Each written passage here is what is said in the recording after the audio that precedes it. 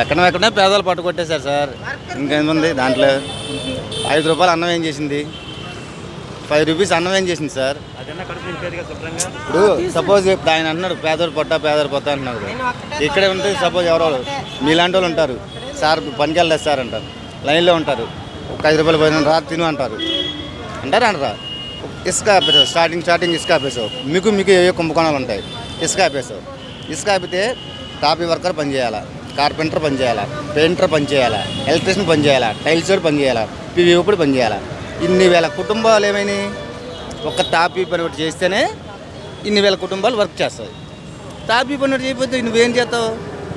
Electrician వాడు కామనదు, carpenter వాడు కొనదు, PV పెట్టుకున్నదు, paint పెట్టుకున్నదు, అయిపోయా. డబ్బులు ఇస్తున్నారు. ఎందుకు ఇస్తున్నారు? ఎవరి కోసం ఇస్తున్నారు? 70 రూపాయలు నూనె ప్యాకెట్. ఇవాళంతా ఇన్ని వేల రాజకీయాలలో ఇటువంటి రాజకీయం ఎప్పుడు చూడాల. అంటే ఇలాంటి రాజకీయం నాకెవరు పార్టీ లేదు, నేను ఎవరు పార్టీ కాదు, వైఎస్ఆర్ కాదు, చంద్రబాబు నాయుడు కాదు. పరిస్థితి అయితే మారాలంట. ఇది కరెక్ట్ కాదు సార్. ఏ మైండ్ ఉందో మరి, ఏం మెచ్యూరిటీ ఉందో. ఇప్పుడు ఒక పెద్ద ఆయన అనుభవం నాకు రాదు.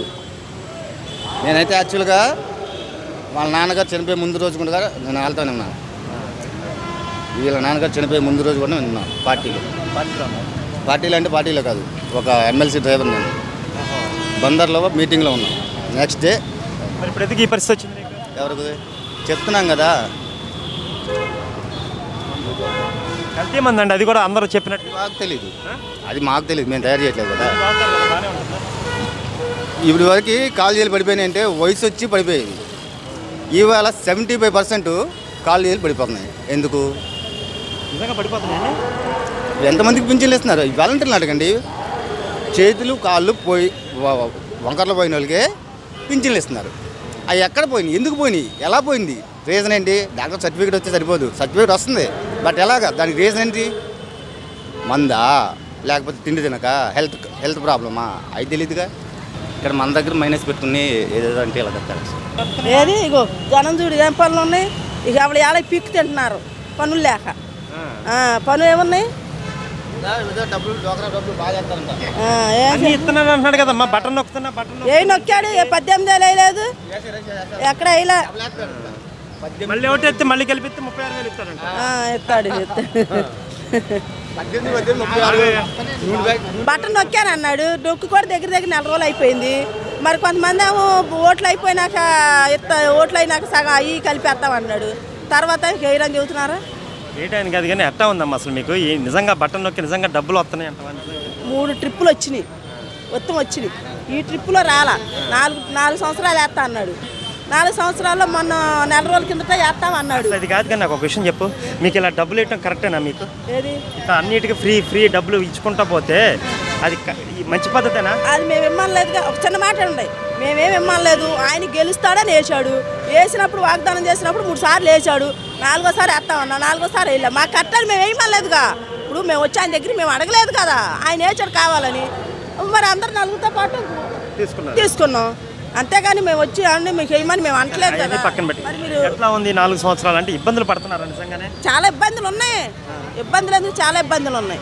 అసలు పనులు లేవు. ముందు పనులు లేక, డబ్బు ఇది లేక ఇవి ఉంటున్నారు. బెంచ్ సరుకులకు రావాల్సిన పని ఏంటి? ఏదో ఊళ్ళో పని ఉంటే వెళ్తూ ఉంటాం. ఊళ్ళో పనులు ఇసుకలు ఆఫ్ చేసేసి అవి ఆఫ్ చేసేసి పనులు లేక ఎవరు పీకి తినేస్తున్నారు. ఇప్పుడు వస్తున్నాము, ఛార్జీలు ఎత్తుకొని వస్తున్నాము. పనులు లేవు ఇక్కడ. కనీసం ఇక్కడ వారం రోజుల్లో 4-5 రోజులు దొరికాయి. అసలు వారం 10 అంతా పని లేదు, తిరుగుతూ వెళ్తున్నాం తెలుసా. మరి ఇక్కడ ఇచ్చిన పొట్లాలు తింటున్నాం, చెప్పుకుని చిక్కు. ఇక్కడ ఇచ్చిన పొట్లాలు తిని వెళ్తున్నాం. రైతు వారీగా ఉన్నారు ఎప్పుడు ఒకలాగానే ఉన్నాం. రైతు వారు ఏం లేదు. ఎప్పుడు 5 సంవత్సరాల్లో చాలా ఇబ్బందులు పడ్డారు. అది అయితే ఇప్పుడు జగన్ వచ్చినా పనులు అయితే లేవు సారు. పనులు అయితే లేవు. ఇట్లా బెంచ్ సర్కిల్లో నేను ఇప్పుడు 5 సంవత్సరాలు మట్టి బెంచ్ సర్కిల్ వచ్చినా ఎప్పుడు లేదు. జనం ఇట్లా ఉండిపోతున్నారు.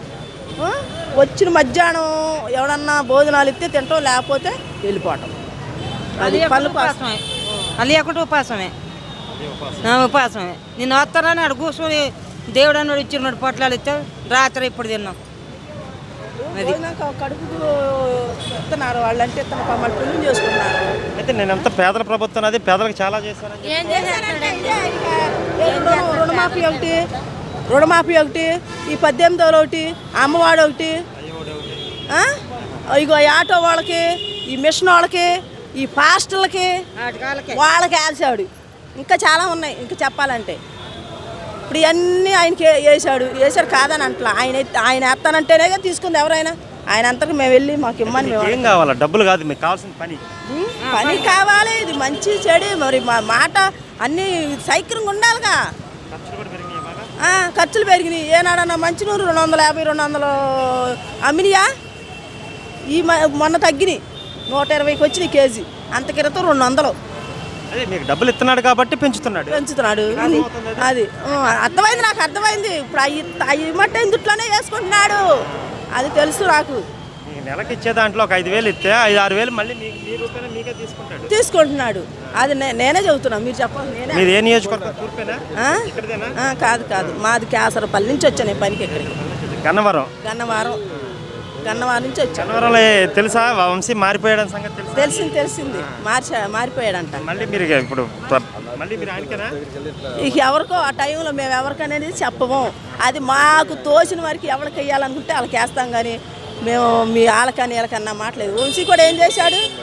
స్థలాలు ఉండేవాడికి ఇచ్చాడు, డాబాలు ఉండేవాళ్ళకి, పొలాలు ఉండేవాళ్ళకి, ఒక్కొక్క ఇంటికి 3కి 4కి ఇచ్చాడు.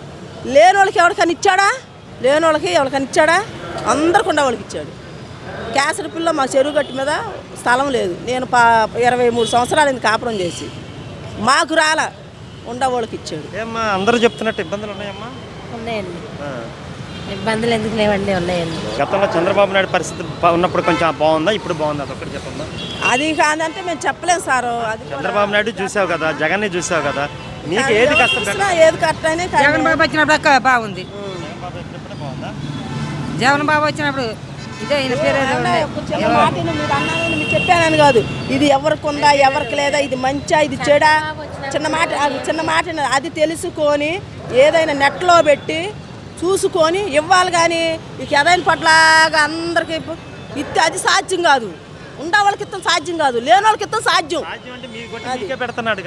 మరి అదే పెడుతున్నాడుగా, మరి అందుకనేగా 60 రూపాయల కేజీ బియ్యం. జనాలు మొత్తం అల్లాడిపోతున్నారండి, పనులు లేక అల్లాడిపోతున్నారు జనాలు. చంద్రబాబు ఉన్నప్పుడు పళ్ళు కరువు ఉండే కాదండి, ఏమంటారు? పళ్ళు కరువు ఉండే కాదు చంద్రబాబు ఉన్నప్పుడు. సరే అమ్మ.